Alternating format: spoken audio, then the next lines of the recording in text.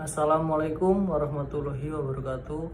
Perkenalkan, nama saya Ardi Saputra dengan NIM 2020 008202. Baiklah, di sini saya akan menyampaikan beberapa materi tentang perilaku organisasi. Perilaku organisasi adalah suatu studi yang menyangkut aspek-aspek tingkah laku manusia dalam suatu organisasi atau kelompok tertentu.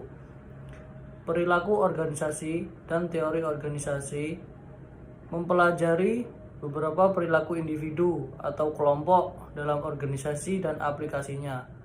Teori organisasi mempelajari struktur, proses, dan performansi organisasi. Lalu ada persepsi, adalah suatu proses di mana seorang melakukan pemilihan, penerimaan, pengorganisasian, dan penginterpretasian atas informasi yang diterimanya dari lingkungan. Faktor yang mempengaruhi persepsi, yang pertama itu ada karakteristik yang mempersiapkan, lalu ada karakteristik yang dipersiapkan, lalu ada yang terakhir konteks situasi. Lalu ada implikasi persepsi terhadap sikap kerja. Yang pertama ada disiplin kerja, kepuasan kerja, dan komitmen pada perusahaan. Lalu ada diversity in organization, atau kondisi perbedaan atau ketidaksamaan dalam spek latar belakang pendidikan dan kepribadian. Dengan keragaman, organisasi dapat memperoleh berbagai pandangan kemampuan dengan berbagai hal untuk mengatasi permasalahan organisasi ataupun perusahaan, dan juga dapat meningkatkan efektivitas perusahaan. Faktor-faktor yang mempengaruhi keragaman, yang pertama ada karakteristik demografis, tingkat-tingkat keragaman, dan diskriminasi.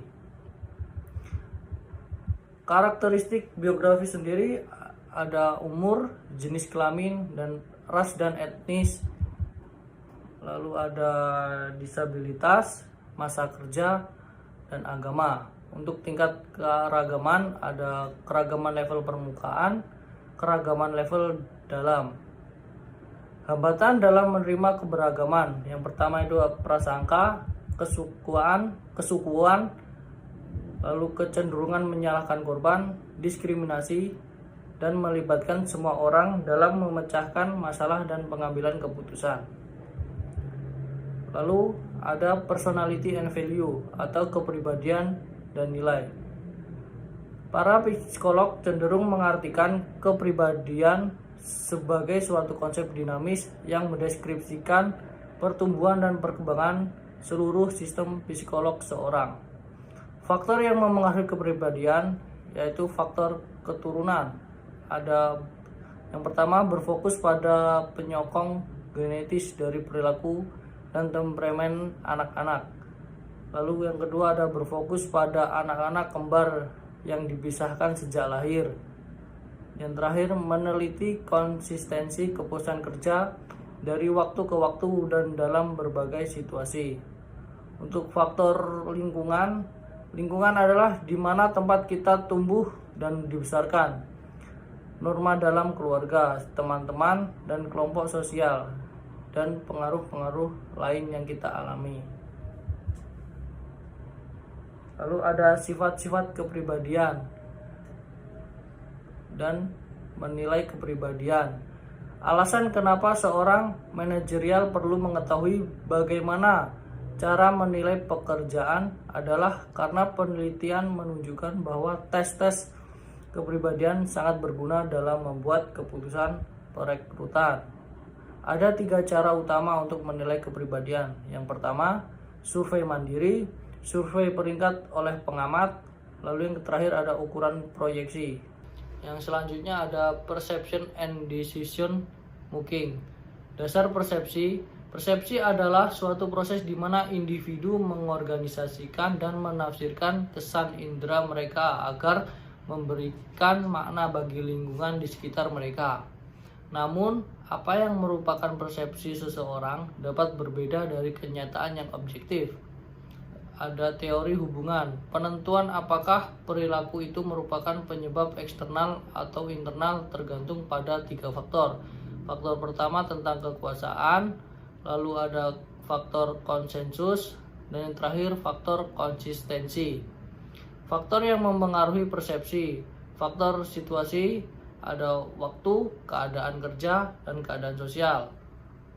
Lalu ada faktor pada target, keburuan, gerakan, suara, ukuran, latar belakang, kedekatan, kemiripan. Lalu ada perilaku organisasi. Baik, di sini ada penyimpangan persepsi. Ada beberapa hal yang dapat digunakan untuk mengatasi penyimpangan persepsi. Yang pertama, menyadari kapan faktor persepsi dapat mempengaruhi persepsi seseorang. Lalu ada mencari informasi lain untuk menginformasikan apa yang kita tangkap. Lalu ada meluruskan persepsi seseorang melalui meminta umpan balik ketika mereka mempersepsi suatu situasi yang menyimpang. Lalu ada menghindari penyimpangan-penyimpangan yang umum terjadi seperti stereotipe, halo effect, dan lain-lain. Lalu yang terakhir ada menghindari terjadinya pengantribusian yang salah dengan cara menganalisis berbagai faktor yang dapat mengakibatkan kesalahan dalam pengatribusian. Lalu ada pengambilan keputusan. Menurut Fred Luthhaus, dalam bukunya Perilaku Organisasi menyebutkan bahwa pengambilan keputusan didefinisikan secara universal sebagai pemilihan alternatif. 3 tahap utama dalam proses pengambilan keputusan yaitu yang pertama ada aktivitas inteligensi, yaitu penelusuran kondisi lingkungan yang memerlukan pengambilan keputusan. Lalu ada aktivitas desain, yaitu terjadi tindakan penemuan, pengembangan, dan analisis masalah. Lalu yang terakhir ada aktivitas memilih, yaitu memilih tindakan tertentu dari yang tersedia. Ada faktor-faktor yang memengaruhi pengambilan keputusan, yaitu internal organisasi seperti ketersediaan dana, SDM, kelengkapan peralatan, teknologi, dan sebagainya. Lalu ada eksternal organisasi seperti keadaan sosial, politik, ekonomi, hukum, dan sebagainya. Ketersediaan informasi yang diperlukan. Dan yang terakhir ada kepribadian dan kecakapan pengambilan keputusan. Lalu ada etika dalam pembuatan keputusan.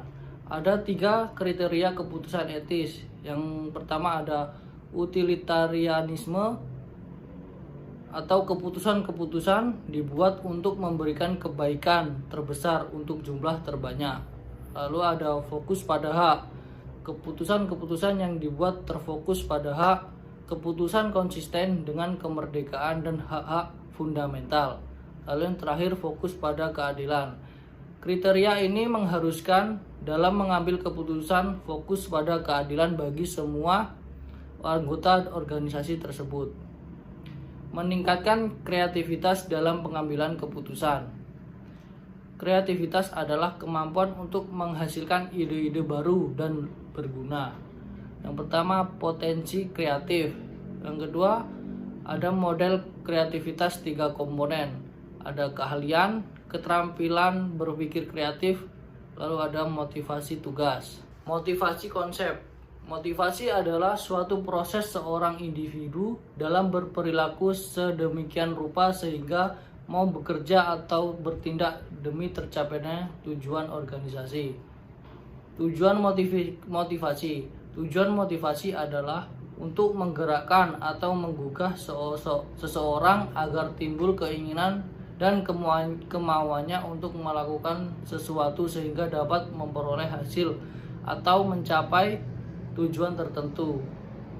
Bagi seorang manajer, tujuannya adalah untuk menggerakkan pegawai atau bawahan dalam usaha meningkatkan prestasi kerjanya sehingga tercapai tujuan organisasi yang dipimpinnya dengan baik dan benar. Ini ada jenis-jenis motivasi. Yang pertama ada motivasi internal atau motivasi yang berasal dari dalam diri seseorang. Lalu ada motivasi eksternal. Motivasi eksternal adalah motivasi yang timbul dari luar atau lingkungan. Fungsi motivasi yang pertama ada mendorong gairah dan semangat kerja pegawai atau karyawan. Lalu ada meningkatkan kepuasan kerja karyawan, yang akhirnya meningkatkan kinerja. Lalu ada meningkatkan produktivitas kerja karyawan, meningkatkan loyalitas dan integritas karyawan, yang terakhir meningkatkan kedisiplinan karyawan, dan meningkatkan absensi atau kehadiran kerja karyawan. Ciri-ciri motivasi yang pertama, memperlihatkan minat, mempunyai perhatian, dan ingin ikut serta dalam belajar dan pembelajaran. Yang kedua ada menentukan arah perbuatan, yaitu arah perwujudan tujuan atau cita-cita. Yang terakhir ada menseleksi perbuatan kita, artinya menentukan perbuatan-perbuatan mana yang harus dilakukan, di mana perbuatan tersebut haruslah serasi guna mencapai satu tujuan. Lalu ada reward untuk memotivasi karyawan. Yang pertama ada fixed rate pay atau kompensasi jumlah tetap untuk setiap unit produksi selesai. Lalu yang kedua ada bonus atau bonus tahunan. Lalu yang ketiga ada skill based pay, berdasarkan seberapa banyak pekerjaan yang bisa diselesaikan. Lalu yang terakhir ada gain sharing atau insentif karena peningkatan produktivitas. Motivation from concept to application. Yang pertama ada teori goal setting. Teori goal setting menyatakan bahwa niat yang dinyatakan sebagai tujuan dapat menjadi sumber utama dari motivasi kerja. Lalu yang kedua ada MBO. MBO menekankan pada tujuan secara partisipatif yang dapat dinyatakan, dibuktikan, dan diukur. Lalu yang ketiga ada aliran dan tujuan MBO. Tujuan menyeluruh organisasi tersebut diterjemahkan ke dalam tujuan yang lebih spesifik, dan seterusnya. Lalu ada kontribusi spesifik setiap karyawan. Setiap orang memiliki kontribusi spesifik yang dapat diidentifikasikan dalam membuat kinerja unitnya. Jika semua individu tersebut mencapai tujuan mereka, maka tujuan unit mereka dapat diraih dan tujuan keseluruhan organisasi akan menjadi kenyataan. Lalu yang terakhir ada 4 unsur umum dalam MBO. Terdapat 4 unsur umum dalam MBO. Tujuan yang spesifik, pengambilan keputusan partisipatif, periode yang eksplisit, dan umum balik kinerja. Sedangkan tujuan MBO harus dinyatakan dalam pernyataan yang ringkas dari pencapaian yang diharapkan. Baik, sekianlah penyampaian materi dari saya. Jika ada tutur kata yang kurang berkenan, saya mohon maaf. Saya akhiri. Wabillahi taufiq wal hidayah. Wassalamualaikum warahmatullahi wabarakatuh. Salam dan bahagia.